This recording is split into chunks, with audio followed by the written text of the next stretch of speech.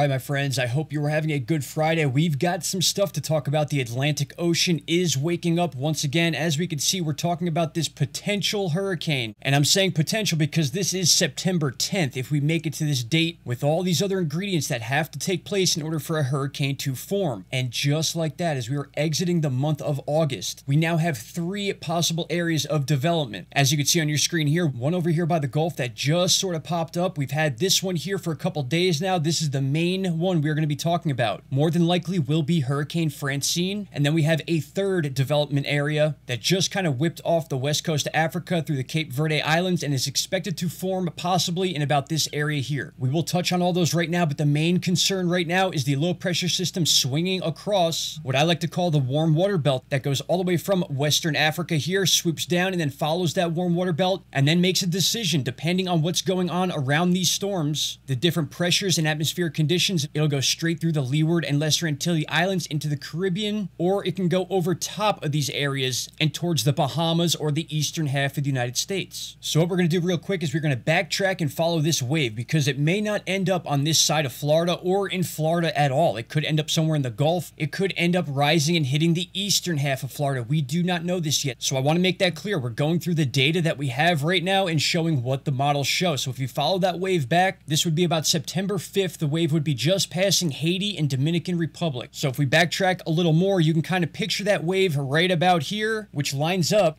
with this chart here, our 7-day graphical tropical weather outlook chart. That's a mouthful, I know, but we're looking at this storm right here. Where this X is, you see right here, is currently where that wave of energy is, that wave of moisture that will then move into this area over the next 7 days, which is when we're expecting development. Now, most models are putting this as a hurricane by the time it gets to this area, and that is why I'm going to show you this data here. Moving on from Thursday the 5th, you can see the low pressure system starts to form just underneath Cuba. Again, this is the current data set. This may change, and if it does, I'll bring you the updates. Here is Saturday the 7th. We have a full-blown tropical storm and or Category 1 storm, which could possibly pass through the gap here. If it does, that will make this storm stronger as it has no interaction with land. As we move into Sunday the 8th, that is when rotation will begin again if this data stays true, exiting off the northwestern area of Cuba and fully into the Gulf, where this thing will blow up into a major hurricane. We can see that taking place by Monday the 9th. Take a look at some of these wind speeds, 115 miles an hour on that northwest quadrant of the storm. And then once again, if this data stays correct, by Tuesday, we will already have landfall taking place. So we're going to say landfall would be about 8 a.m., but there's no need to even talk about that right now because a lot of this will change. We don't know where landfall will be. The point I'm trying to make here is that we've had a major switch into just parts of the Caribbean and the Atlantic Ocean being in a highly favorable condition to now most of the Atlantic Ocean and most of the Gulf and all of the Caribbean. So this is when you're going to start seeing storms pop up seemingly out of nowhere. And then it seems like basically overnight you wake up and you see a chart like this where you have 3 different areas of possible development. So what I want you to take from this video is the fact that it's time to, if you have not already, have a plan for a hurricane. Because we don't always see these storms coming off the west coast of Africa and we have an entire week to talk about them and look at them. Some of these storms literally form right here in the Caribbean and they will pop up out of nowhere. For example, if you see this chart on September 6th, it shows nothing, but within 48 hours, you have a full-blown hurricane in the Gulf of Mexico. That's how quick these things can happen. So with that said, my friends, this is a heads up. It's time to watch the ocean once again. We had a little bit of a break there where no storms were forming, but this is a different situation when it comes to ocean temperatures, which you can see here are literally bathwater. We're pushing 90-degree water temperatures in the Gulf of Mexico. That is absolutely insane. That is what causes rapid intensification with these types of hurricanes that enter into areas that fuel them and completely blow them up into massive storm. The final example is one I'll give you right here. You can see a 90, 95 mile an hour storm here. Within 24 hours, you are looking at a major 120, 130 mile an hour hurricane. That's how fast this happens. All right, my friends, I know it's Friday. A lot of you want to get up and out of your houses, so keep an eye out for videos I'm posting about these hurricanes because we get a lot of good info here and we help a lot of people. I appreciate you all, and I'll see you in the next one. Take care. Bye-bye.